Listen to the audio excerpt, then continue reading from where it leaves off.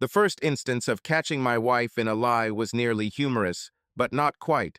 She casually stood in the kitchen, glancing at her phone while feigning ignorance of my presence. The aroma of coffee permeated the room, blending with a subtle scent of her pricey perfume, worn only on special occasions. "Hey, sweetheart," she said, barely glancing up. "My mother and I are contemplating a brief escape. You know, just a girl's trip, some leisure time." I leaned against the counter. "Where exactly?" she hesitated, revealing a fleeting expression, so swiftly that had I not been attentive, I would have failed to notice it. "Just a resort, nothing extraordinary," she replied nonchalantly. She waved her hand, as if it was of no consequence. "My mother has been under pressure, and I thought we could benefit from some sun." I should have inquired more. I should have sensed the casual tone in her voice, the avoidance of eye contact. But I didn't. I merely nodded. For what reason would I doubt my wife? 2 weeks later, Jessica and her mother Linda embarked on their tranquil vacation, and like a fool, I kissed her goodbye at the airport, oblivious that I was kissing a deception. They returned in the late afternoon on Sunday. Jessica hastily discarded her bag upon arrival and hurried towards the shower without pause. Linda wasn't far behind, mumbling about needing to purify the trip. I recall standing in the living room, observing them dash upstairs as if they were fleeing something. This was unusual. The following doctor's visit ensued. "We simply want a checkup," Jessica explained when asked. "You know, standard procedures. Travel can disrupt your body." Linda echoed from the couch, pretending to leaf through a magazine while concealing something. "Yes, sweetheart, we always do this after a trip. Nothing serious." I glanced at my father-in-law, Rick. He observed them similarly, just like someone who detected smoke yet couldn't locate its source. "Would you care to join us?" he inquired offhandedly. Jessica stiffened. Linda chuckled, though it was insincere. "Why, gentlemen visiting a gynecologist? A most amusing spectacle." Jessica attempted to bypass me, clutching her bag. "We'll return shortly." Rick and I shared a glance, then wordlessly followed them. The clinic was one of those immaculate, glass-encased facilities where the air reeked of antiseptic and wealth. Jessica and Linda vanished into an examination room while Rick and I waited outside, feigning interest in old magazines and pretending we weren't both on edge. Then the physician emerged, at which point we overheard it. A nurse whispered something to him, and he sighed audibly before replying, loud enough for anyone in the corridor to hear. "Given the circumstances of conception, additional tests will be necessary." Rick and I sat upright simultaneously. A shiver ran down my spine, replaced by a chilling dread that tightened around my chest. Jessica and Linda were oblivious to our presence as we eavesdropped on the ominous statement. The word conception left the man's lips, leaving Rick and me questioning what it meant. The phrase hung heavy between us, a loaded gun resting on the table. My thoughts raced ahead, seeking explanations for what we had just heard. Perhaps it was a misunderstanding. Maybe the doctor was referring to another patient. Perhaps the exam room door had opened. First emerged Jessica, adjusting her blouse's sleeve, her face inscrutable. However, Linda looked drained, as if the air had been abruptly taken from her. For the first time since their return, she appeared apprehensive. They hadn't expected us to be there, and I will never forget the instant before Jessica pasted a smile on her face. Her lips parted slightly in surprise before she regained composure. She questioned, her tone conversational. Rick responded ahead of my turn. "We're waiting." Laughing lightly, but without substance, Linda said, "Aren't you turning into a protective husband, Rick? We merely had routine exams, that's all." Ignoring Linda, I focused on Jessica. "What type of examination?" My voice was unexpectedly steady, cold. The grip on Jessica's purse tightened. It was the ordinary. Blood work, minor dehydration due to travel. She was lying. Her speech had an unnatural cadence, and she wouldn't meet my gaze. Rick sighed audibly beside me. "That's peculiar," he remarked sarcastically. "Since we just caught your doctor mentioning conception." The simultaneous tension between them, that was the instant I figured it out. Something was highly unusual. Jessica forced a laugh. It was lifeless.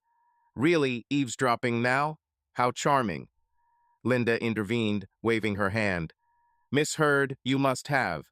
They weren't discussing anything of the sort.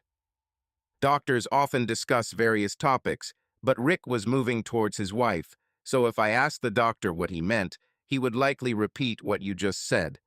This statement caused Linda's jaw to tighten, and Jessica seemed enraged, neither scared nor guilty, but angry. Goodness gracious, are you truly causing a scene right now? She exclaimed sharply. We've just returned from a trip, we're exhausted, and now you're accusing me of what? Being pregnant? Do I look pregnant to you? She crossed her arms, assuming a defensive posture. She was standing her ground. She was retaliating. For a brief moment, I felt the ground shake beneath me. Was there a possibility that I misunderstood? Could it be that I was imagining things? But then Rick said something that dispelled any lingering doubts I had. I'm not foolish, Linda, he said in a low, trembling voice, filled with controlled anger. Tell me truthfully, are you shielding her? Linda remained silent, and her silence spoke volumes. Her abrupt turn and hard swallow gave him his answer. That was all he needed. Jessica persisted with her rant, attempting to make this into a grand spectacle where she was the victim. However, his attention was no longer on her. He was observing his wife, the woman who had shared a life with him, realizing in that moment that he didn't recognize her at all. Taking a deliberate step forward, Jessica fell silent. Then, calmly, he posed the question, Jessica, whose child is this? The color left her face.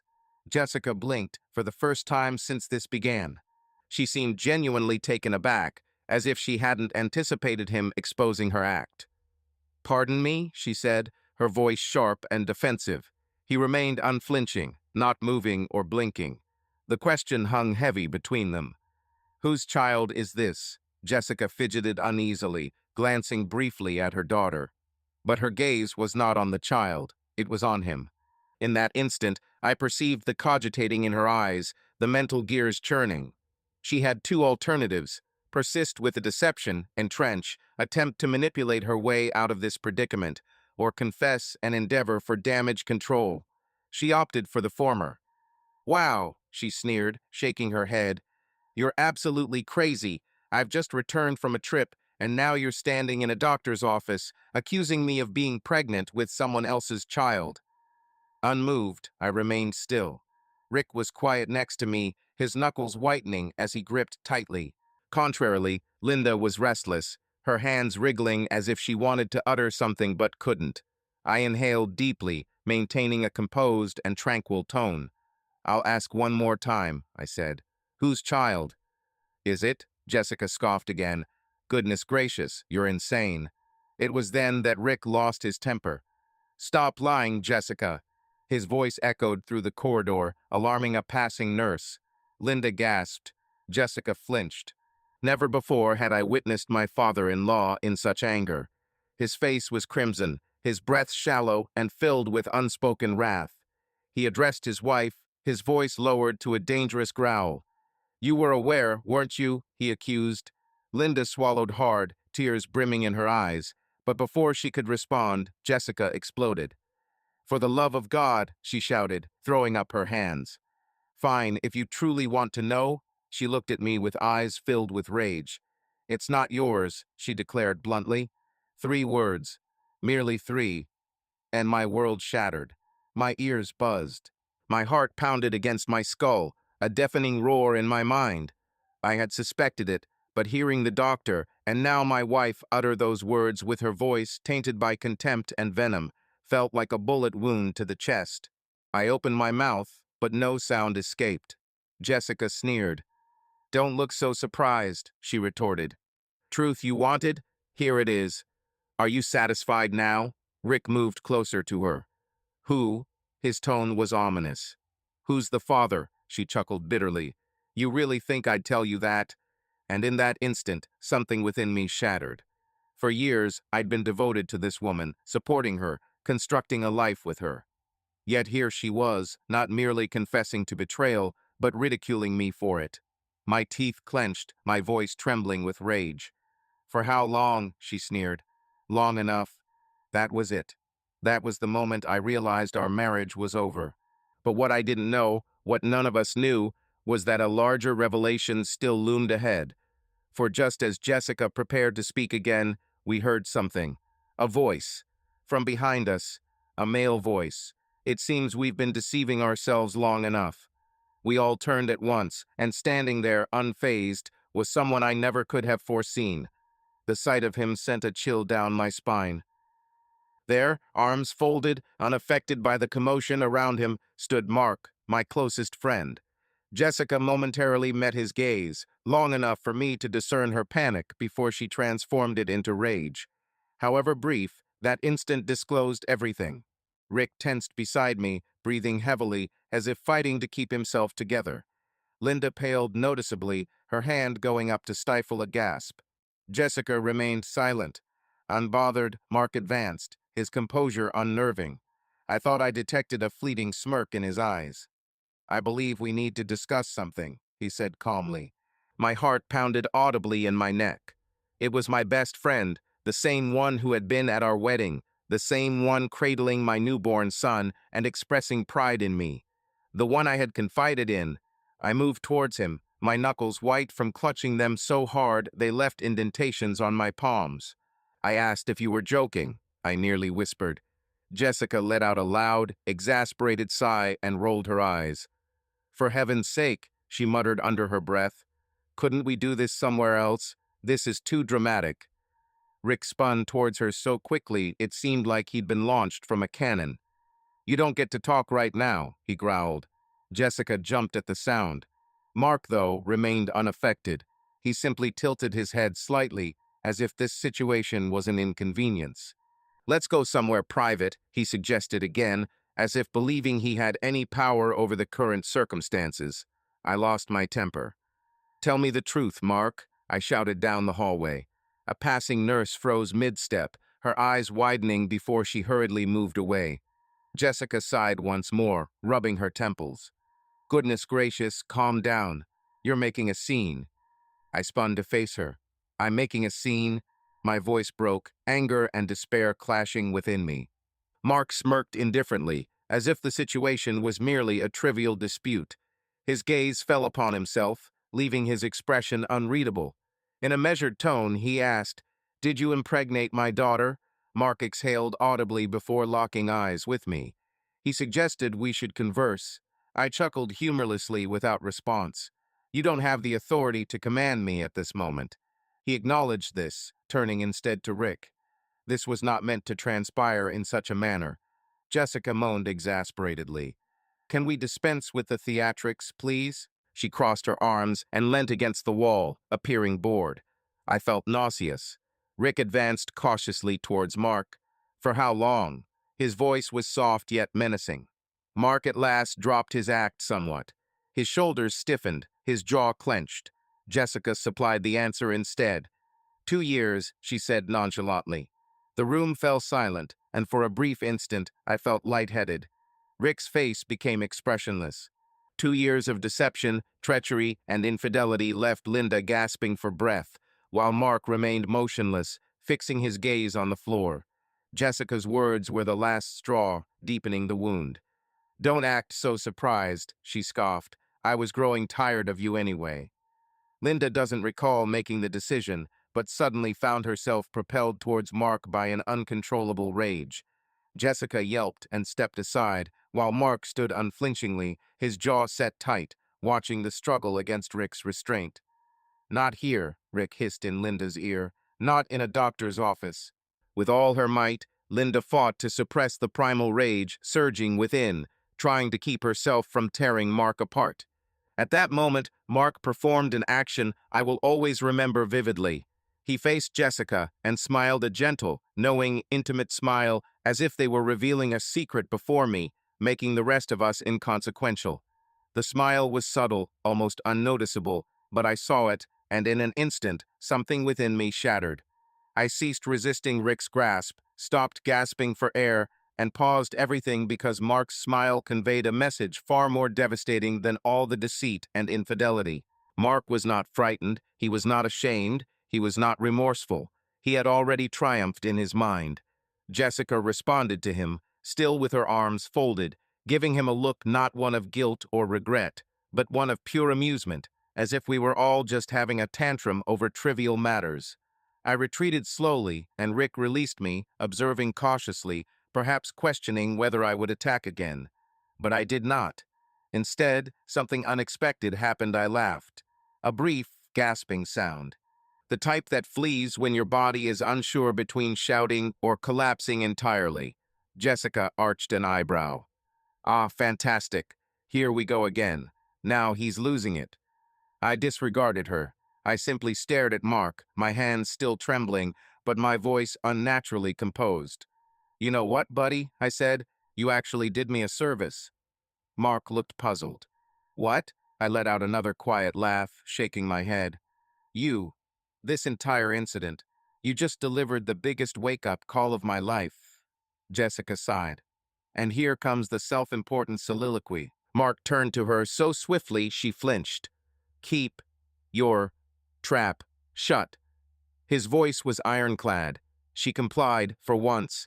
I looked back at Mark. You stand there as if you've won some sort of trophy, I said. As if you've outsmarted me. As if this is a triumphant moment. Mark remained silent, but the glint in his eyes hinted that I had struck the mark. I stepped closer, my voice softening. Let me clarify something, Mark, I stated. You didn't emerge victorious. You stepped into a calamity instead. Jessica scoffed dismissively. Oh, come on. I paid no heed to her comment. It's your responsibility now, I informed him sternly. Her deceit, her dishonesty, her manipulative, selfish, gaslighting behavior, that's all on you, my friend. Mark tightened his jaw. Jessica let out a mocking laugh. How pathetic, she said. Sitting here pretending to be some tragic hero when you were the most uninteresting husband in existence. Here's a hint. Perhaps if you hadn't been so predictable, I wouldn't have sought solace elsewhere. Rick let out a low growl. However, I remained calm and simply smiled. As I had one final move to make, I turned my attention back to Mark, speaking in a hushed tone that only he could hear. By the way, I murmured, I also know about the other man. This revelation caused a significant shift in Mark's countenance. His expression momentarily froze, his lips parted slightly, and his eyes flickered briefly towards Jessica. This minor reaction told me everything I needed to know. Jessica's self-assured smile began to falter. What? I breathed out slowly, savoring the quiet. Ah, I feigned thoughtfulness. Seems like you weren't alone in this chase, Mark. Mark glanced at Jessica. Jessica looked back at me. For the first time since this ordeal began, she showed signs of unease. For the first time since this calamity started, Jessica lost composure. Her certainty faltered for a moment. But it was there, a brief hesitation, a fleeting instant of sheer terror before she restored her facade to nonchalance. Mark, however, wasn't as adept at concealing his feelings. His complexion drained, his jaw clenched. His gaze remained fixed on Jessica, as if he was seeing her anew. What in the world does he mean? He whispered, voice tense. Jessica let out a brittle, insincere laugh. Oh, come now, don't be ridiculous. He's merely trying to upset you. I crossed my arms, watching the fissures appear. Upsetting me, I echoed. Are you certain about that, Jess? She faced me, eyebrows lowering. Smirking at you, I queried where she had been on May 14th. Her countenance fell. Mark promptly turned to her again. What transpired on May 14th? His voice tightened now. Jessica derided. Oh my God. Don't tell me you're actually considering this nonsense. Answer the question. Mark's voice echoed through the corridor. Jessica closed her mouth. A pause ensued, followed by a long hesitation from her. Too prolonged. Much too lengthy. Mark retreated slowly. The truth was dawning on him. He had believed he controlled the situation. He thought he had emerged victorious in this game. That he had snatched Jessica away from you. However, now he was seeing what I had recently understood myself. Jessica wasn't a prize to be won. She was a walking catastrophe, a liar so ensnared in her own web that not even her other partner was safe. I chose to assist him. Allow me to jog your memory, I said nonchalantly. That was the weekend she told me she was visiting her cousin in Chicago. I gave him a moment before delivering the decisive blow, but you won't believe this, Mark. It turns out Jessica wasn't in Chicago. The news left Jessica stiff with shock. Mark retreated further, shaking his head despairingly. No, he whispered, this can't be. I cut in, urging him to ask where she was truly located, who she was actually with. As our eyes met, I saw a glint of fear in hers, raw, authentic, the kind that cornered an animal. It felt exhilarating. Mark continued to stare at her, his breaths coming unevenly, hoping for some response. Any response? Jessica's mouth opened and closed repeatedly. And then, in a moment, I saw the instant she comprehended her predicament. Her stance altered. Her expression fell blank. Then, as if expected, she shrugged nonchalantly. So what? She said those 3 words, that was all. That was her response. Mark seemed to have been struck. Linda gasped from our side. Mark ran his hand down his face, on the verge of vomiting. I merely gave a calm, quiet laugh. For indeed, this was splendid. Mark had deceived me, and so did Jessica. Now they were both struggling on a sinking vessel. It was also unfavorable for Jessica's side. Oh well, it's not such a significant matter. All of you are behaving like children. I enjoyed myself, I said casually. Fine, that was all it was. It didn't hold any deeper meaning. Mark shuddered at this. It didn't mean anything, Jessica scoffed. Goodness gracious, don't even start. Mark clenched his fists. You told me you cared for me. Jessica sneered. Really? Do you truly believe that? A pause followed, heavy and crushing. Mark's entire visage crumbled. And thus, he realized, he wasn't unique. He wasn't extraordinary. He was merely another fool I manipulated and abandoned. Just like me. Jessica yawned widely and complained, Gosh, this has been draining. Can we move on? Rick sighed deeply. You're the most revolting, self-centered little. Jessica snapped her fingers at her own father. Hold your tongue, Dad, she said. I couldn't care less. I glanced at Mark, who was still looking shattered. Then, barely audible, I said, Well done, mate. You've got her. I strolled away without looking back. I didn't have to. Behind me, I could hear Jessica snorting, Mark struggling to maintain his composure, and Rick cursing under his breath. But it no longer mattered. I had my answer. Jessica was not only a deceiver, but also flaunted her dishonesty. It was that part which churned my stomach. The way she acted as if this was all trivial, as if we were the problem for caring, as if she possessed any remorse. I made it halfway down the hallway before I heard footsteps following me. I didn't have to turn around to know who it was. Mark. Hey! His voice quivered, but he was trying to sound strong, attempting to maintain an air of dominance. We're not finished here. He halted me, gradually, taking a deep breath. The wind shifted, and there stood Mark, his shoulders rigid. His hands were balled into fists at his sides, as if daring me to retaliate. It seemed he was irritated with me for revealing the truth. I gazed at him steadily for quite some time before bursting into laughter, right in his face. This enraged him further. You find this amusing, he spat angrily. You consider this a joke? I swiped at my face, still chuckling. Friend, I said, shaking my head. You're standing there, appearing as if you're about to attack me, when I just did the greatest favor for you in your life. Mark's jaw stiffened. Go to hell. I advanced nearer. No, go to hell. He shuddered slightly, but I observed it. You're upset with me, I asked softly. For what? For disrupting your little fantasy. For reminding you that you're not some kind of alpha male who stole another man's spouse. You were merely another foolish one on her list. His nostrils widened. Silence. I grinned. Prove it. He advanced half a step, and for an instant I thought he would strike. But then, behind him, Jessica yelled, Oh my God, are you still feuding over me? Both of us turned. Jessica was leaning against the wall, arms folded, looking exasperated. Boys, boys, boys, she said, shaking her head. This is honestly pitiful. Mark faced her, his expression inscrutable. You deceived me, he said softly. His voice was calm now. Jessica merely shrugged. Yes. And Mark blinked. And she exhaled theatrically. Goodness, grow up. Didn't we have fun? Mark's countenance distorted. I was in love with you. Jessica sneered. That seems to be a problem for you. That was it. That was when Mark ultimately shattered. His entire physique stiffened. His face transformed from sorrow to fury in an instant. And just like that, Jessica lost him as well. In his eyes, it was clear. The revelation. For 2 years, Mark believed he had triumphed in some game, taken something from me deemed special. But now he understood he meant nothing to her. Just another pawn. I patted him on the back. Hard luck, buddy. Then I faced Jessica. I'll return home later to gather my belongings. Jessica scoffed. All right, just keep your hands off my stuff.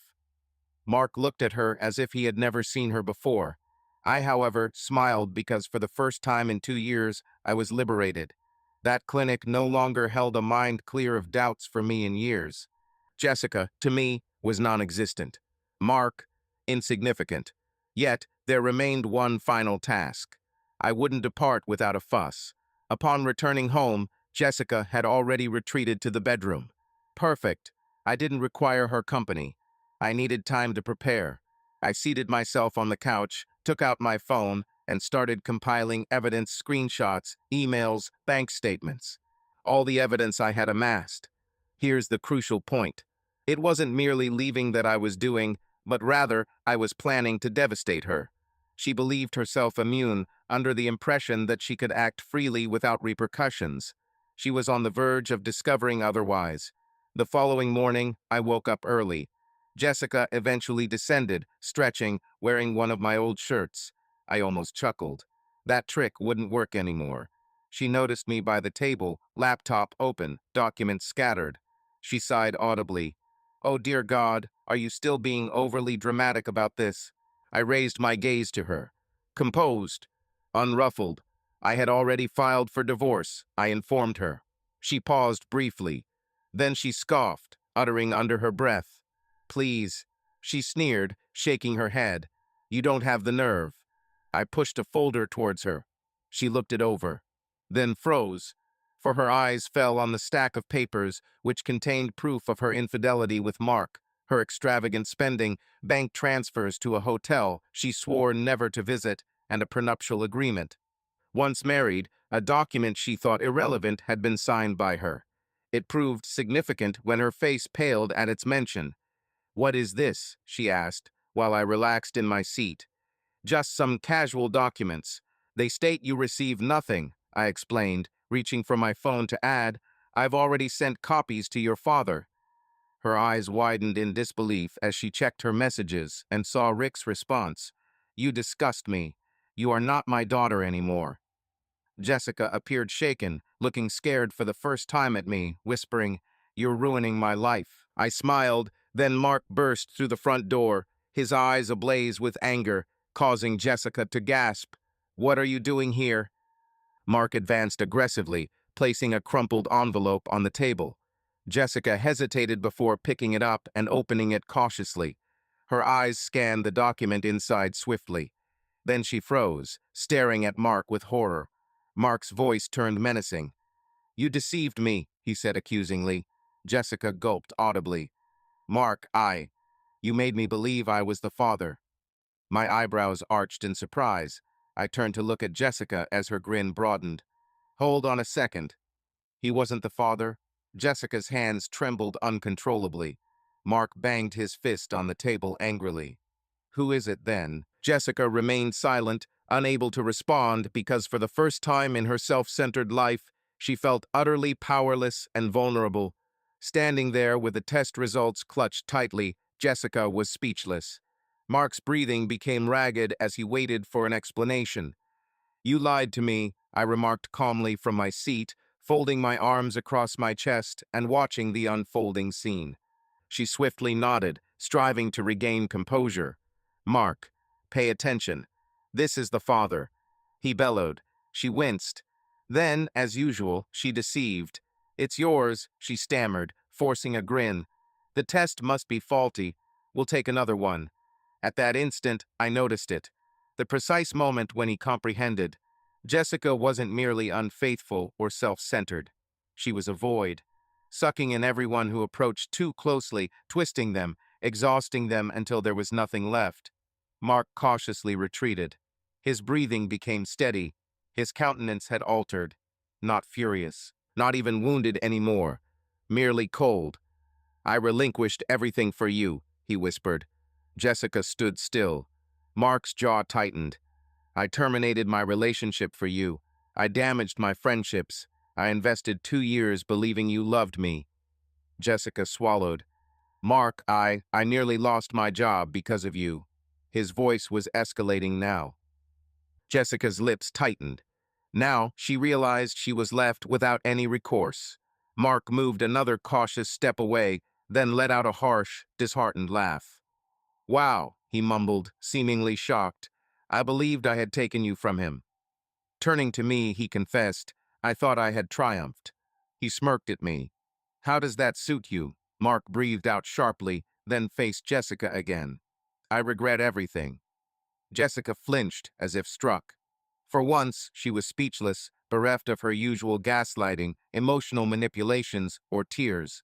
Mark shook his head, backed away, and walked towards the door without a word, looking back neither now nor forever. In an instant, panic overwhelmed Jessica. She lunged forward, as if to follow him, but I stopped her, gripping her wrist firmly and unwaveringly. Her eyes widened, staring at me in disbelief. I returned a smile. "And now you stand alone." Her mouth opened and closed, yet no words came. Again opened, yet she found no words. The house of deceptions she constructed, dismantled completely. And me, now liberated. Jessica stiffened, her wrist ensnared by my grasp, breaths labored and irregular. For the first time since this saga's onset, she was not the commander. No falsehoods, no psychological manipulations, just quietude. I released her wrist, gradually, methodically. She recoiled, blinking rapidly, as if attempting to understand how things had veered so disastrously awry. Mark disappeared, Rick deserted her, and now I was departing too. I inhaled deeply, then slowly expelled the breath, before finally breaking the silence. "Did you deceive me for 2 years?" I asked, my voice remarkably composed. 2 years concealing secrets. 2 years mocking while I believed in your sincerity." She gulped. "Me?" "Hush." Her response was unexpected. For once, she remained silent. I leaned closer, whispering, "Remember this instant." She flinched. "Understand this moment." I persisted. "In that instant, you comprehend that you aren't unique or invulnerable. No, you aren't a puppet master manipulating others without repercussions." She quivered her lower lip, not from sorrow, but fury. Good, she deserved it. "I am departing," I stated flatly, "and with me go my dignity, my wealth, and my prospects." Her eyes flashed, revealing the genuine Jessica, contorted in anger. "Do you think you're superior to me?" She spat angrily. "You are simply a pathetic failure who never met my expectations. You were fortunate just to have me at all." I smiled serenely, untouched by emotion. "And yet," I said, tilting my head, "it is I who walks away with everything, and you possess nothing." Jessica's expression fractured. Pure, unadulterated rage. I didn't linger to hear her following protestations, insults, or futile attempts to regain control. I turned, snatched my bag, and exited the room. The ensuing weeks were a haze. After relocating and altering my contact details, I blocked her on every platform. Jessica persisted in reaching out, through voicemails, emails, and even visiting my workplace. However, I disregarded each attempt as I had reached my limit. For the first time in years, I felt liberated. A month later, I received one final notice. Mark departed the state, vanishing entirely. Jessica was unraveling. It was rumored that she lost her job following a heated argument with her supervisor. Linda ceased communication with her. Rick persisted in denying her presence. As for me, I had never been more content, as I had finally grasped the most important lesson. Some individuals don't warrant closure. They deserve to remain in the same state of destruction that they left themselves in. Consequently, that is precisely what I did.